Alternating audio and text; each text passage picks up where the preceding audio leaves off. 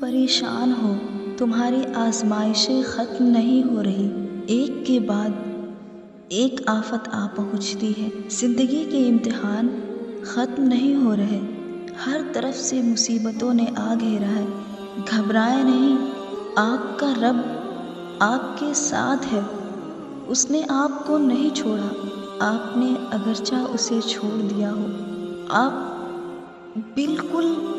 ٹوٹ چکے ہیں، ساری امیدیں ٹوٹ چکی ہیں، اب کوئی امید باقی نہیں، مگر یاد رکھیں اللہ قرآن کریم میں فرماتا ہے لا تقنطوا من رحمت اللہ، میرے بندے تو میری رحمت سے نا امید نہ ہو، اللہ کی رحمت سے نا امید نہ ہو، کیونکہ اللہ اکثر ٹوٹی چیزوں کو بڑی خوبصورتی سے جوڑنے کے لیے استعمال کرتا ہے، جیسے بکھرے ہوئے بادلوں سے بارش کو برساتا ہے، زمین جب ٹوٹ کر مٹی میں بدلتی ہے تبھی پودا اگتا ہے، درختوں سے ٹوٹ کر گرے ہوئے پتے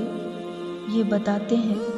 کہ اب اس پر نیا اور بہترین پھل آنے والا ہے۔ اگر آپ کا بھی دل ٹوٹ کر ٹکڑے ٹکڑے ہو جائے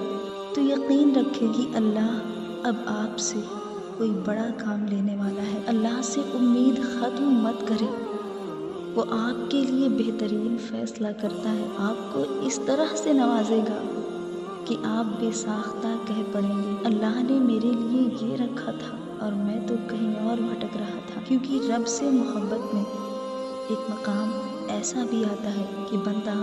صرف سوچتا ہے اور اللہ اسے نواز دیتا ہے۔